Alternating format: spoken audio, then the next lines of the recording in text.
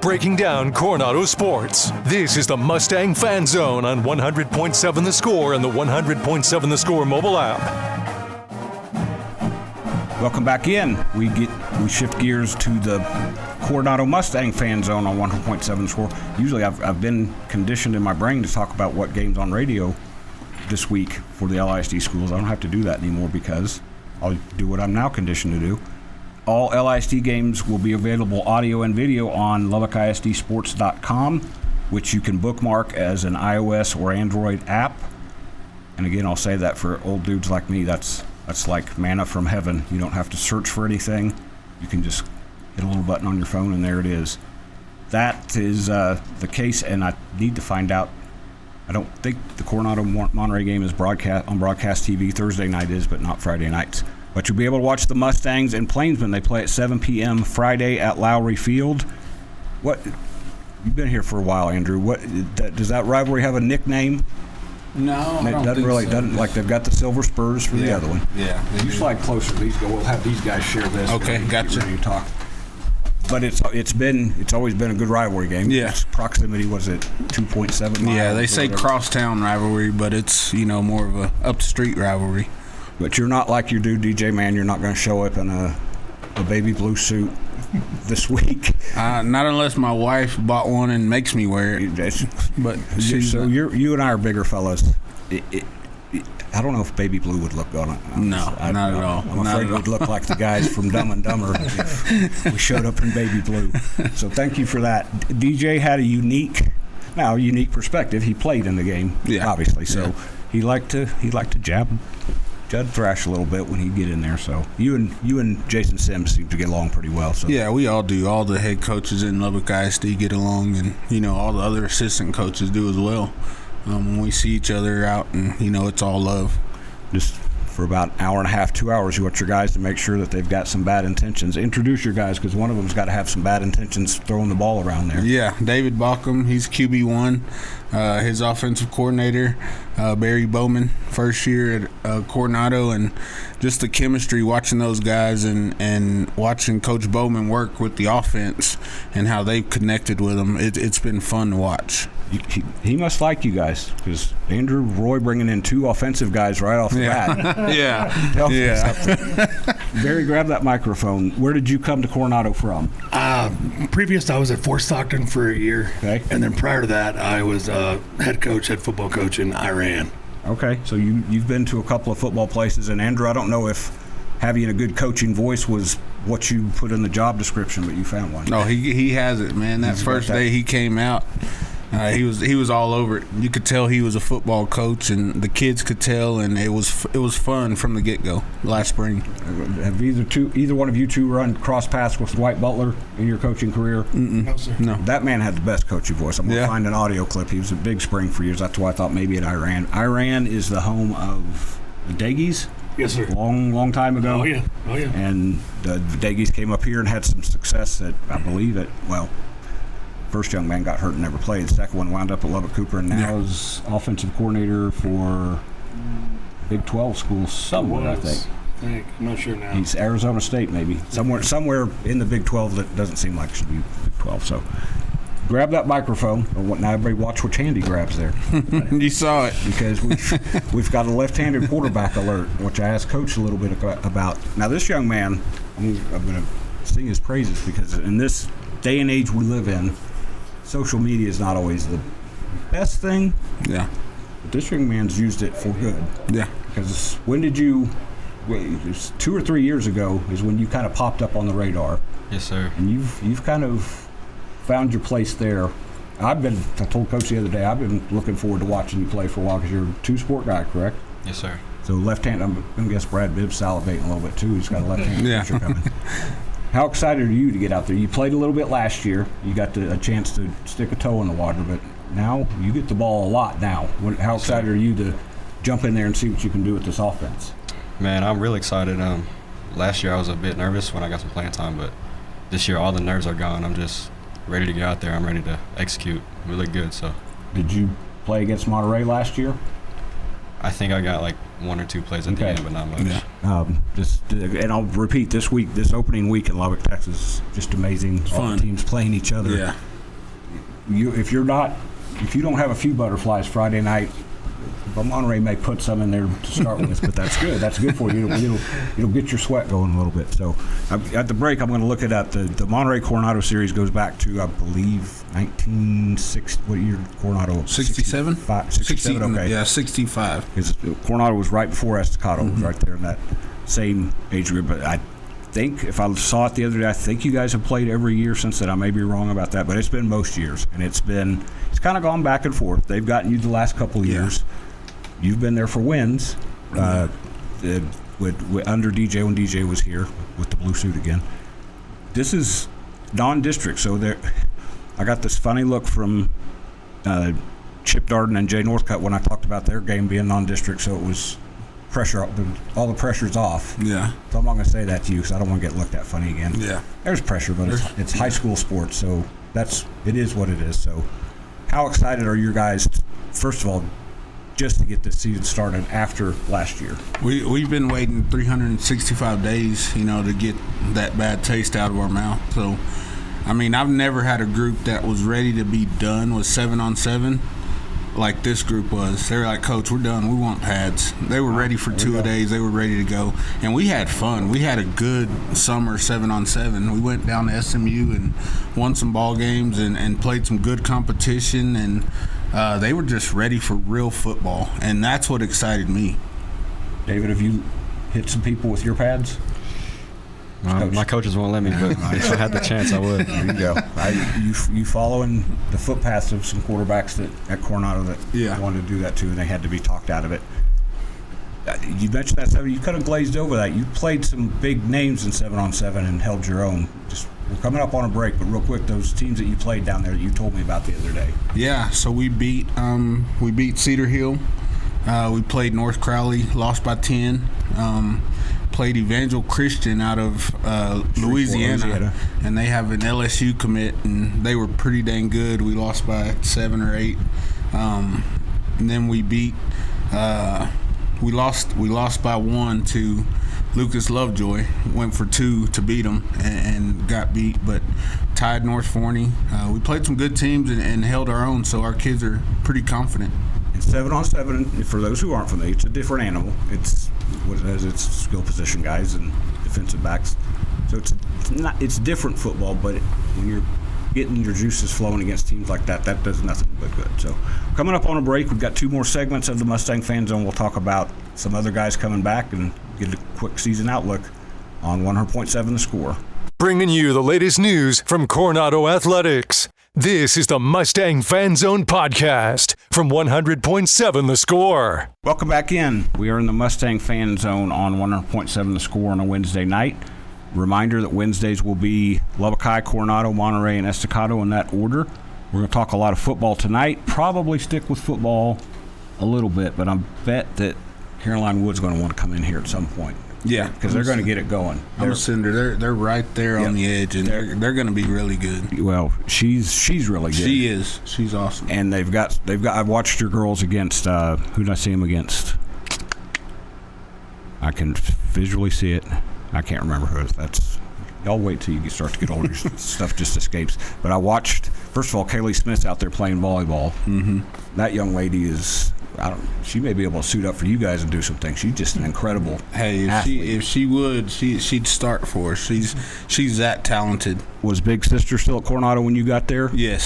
So she was a senior. Yeah. And you know who Dad is. Yep. And Mom, I will tell you this. Will was a really good football player at Monterey. Yeah.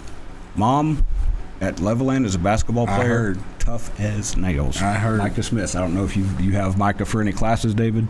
Not yet. I don't think so. She's a great teacher. But, man, she was tough as nails. And she's listening. She's going to tell me to shut up. Because I've known her since she was about this age. So. Yeah. But that volleyball team's going to do some things. So we'll get them on here and talk to them. But we're going to talk about football. Coronado, Monterey, and I did find it. I believe, if I'm looking at it right, you guys have played every year since 1966. Nobody else up here was born in 1966. No. I wasn't even born in 1966. Yeah. That's how long that series goes back. Yeah. So that tells you a little bit about why this thing has gotten so intense through the years. Clean intensity most of the time. What do you like about starting the season with a rivalry? I mean, I know when I don't know if this was Mike Meek's brain idea to come up with the doubleheader, the LISD doubleheader, but when he came to you guys and said, "Let's do this," were you excited about that opportunity? Yeah, well, I was excited, because we wanted to get some bad taste out of our mouth. Yep. We kind of, when I first got here, I think we won 2 in a row, and that was like 7 in a row against Monterey. Then they beat us that third year in like 20 seconds, like the last 20 seconds of the ball game. Throw a fade on 4th down, and then get a strip sack, and so there's just some bad taste, and it's going to be good for us. I think we had 2 good scrimmages, one against the 4A, one against the 6A. I liked and your then scrimmage setup. Now we get to come back against the 5A D1 good program and see where we are, see how good we are, and why not a rivalry first week? And I'll cheat a little bit. I won't make you. I'll mention it to David here. I won't make you. But not only that, you follow that up with Lubbock High. So just boom, boom, right boom. back. So David, your first 2 official starts. Did you start any games last year? I started the last game against Lubbock High last year. Okay, so you did start that game. Mm-hmm. So you've seen the Westerners before. You know what that looks like. But now, as the starter, as the clear-cut starter, your first 2 games are against 2 teams where you're going to be guys across the field from you on defense are probably some guys that might be friends with them, except now they're going to be trying to take your head off a little bit. Yeah. You got to be ready for that. What have you done in summer and preseason to kind of get ready for being the varsity quarterback for Coronado? Man, I've just been out some workouts every day, getting to learn the plays and do offense. So I think we got those down pretty well. But after every summer, we would just come up, me and my receivers, just by ourselves, just working on our craft, just fade balls, slants, whatever we could work on to get better. So instead of putting the coaches in the spot, I'm going to put you on the spot here. Who are those receivers? Who are those guys you want to throw the ball to? My best receivers right now are Parker Bottoма, Corey Cross, and Rebel Beckham. All right, and which ones did you just make mad by not saying they were your best ones? I'm just kidding. Barry, when did you get here to kind of start tinkering with the offense? I think we came in late spring. Yeah. Right before, I think it was here in May. Yeah. I tried to come as much as possible, but we were still trying to finish my contract out. And, I came as much as I could, and Coach Roy allowed me to, he said, hey, get your hands dirty. And so we came in and just swinging. And he allowed it, and we started as fast as we could and as much as we could. And the kids picked it up really, really fast.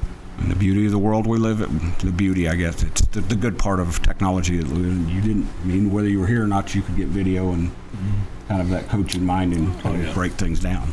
Oh yeah, he put me, I got to see Huddle, and I started right away, and I kind of got an idea kind of what Monterey did, and I kind of looked at it ahead of schedule and just seeing, what people did, and it helped. It really helped me kind of say, but most people were running basically the same defenses, so I was kind of like, hey, this is going to be pretty similar. So I'll get to ask a defense question here, Andrew. He was watching Monterey defense. You're a defensive guy. That's a good defense. There's some dudes on that side of the ball. Yeah. Plainsmen. So we'll stop there because we're coming up on a break. Get you to talk more about your guys. Make sure we don't leave anybody out. Any of those, like the receivers. I don't want those parents calling me. Yeah, I got you. I'm just kidding.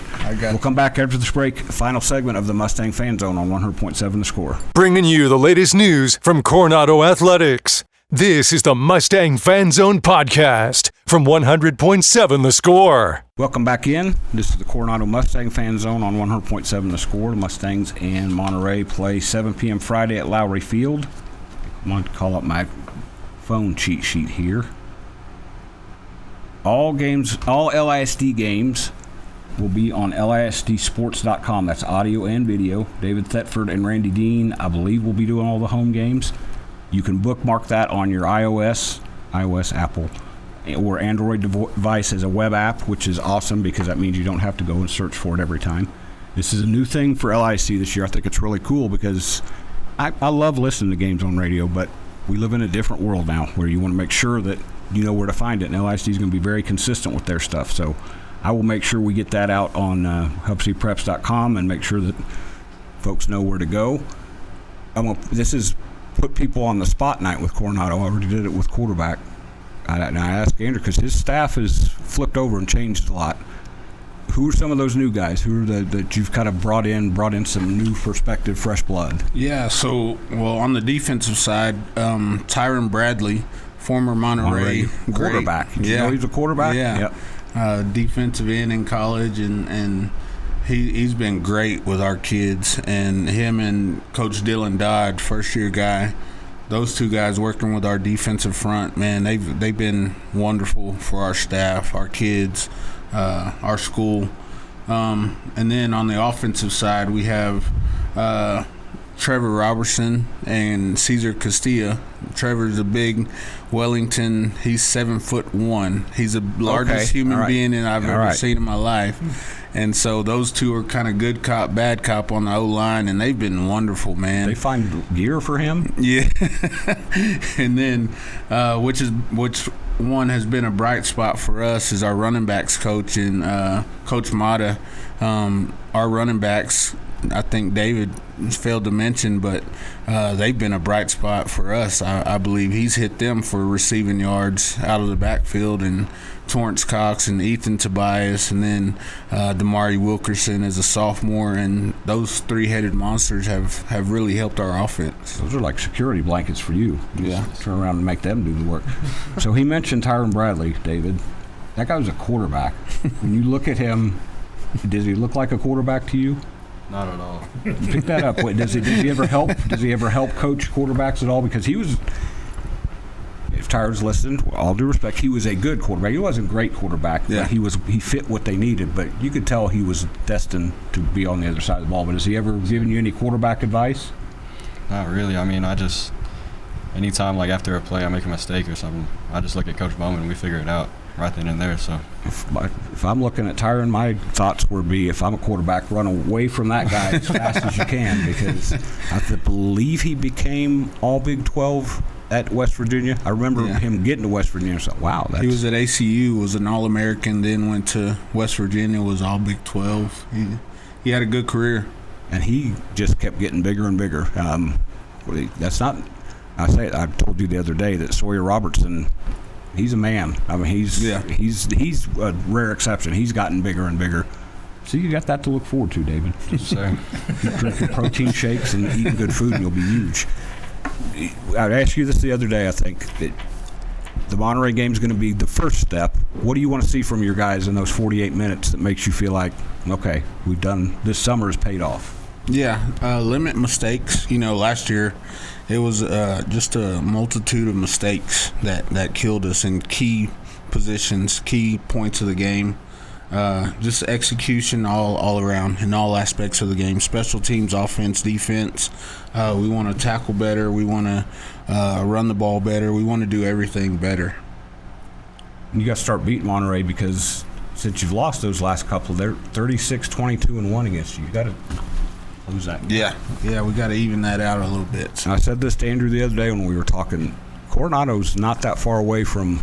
Matter of fact, I brought this up. It's not a good memory. It's not actually. You weren't here yet. The blocked extra point, Seth Parr's last game of the playoffs, and then you guys the next year won a playoff game and lost it. So it's not that we're not that far removed from Coronado being Coronado. No, not at all. And like I said, these guys were in. I think David was in 6th grade when we beat Tascosa. Great game. The seniors were in 7th grade, and they were all at the game. And, you come to watch us play the number 5 team in the state, and we beat them by 20 plus. And that's the kind of memories we want to bring back. I'm going to tell you, I want to make this Andrew Roy blush, David. The reason they turned their season around is that guy right there, what they did on their defense. So that'll tell you how good a defensive coach he is. If your defensive guys will follow his game plan, they're going to be okay. So Coronado Monterey, 7 p.m. Friday at Lowry Field.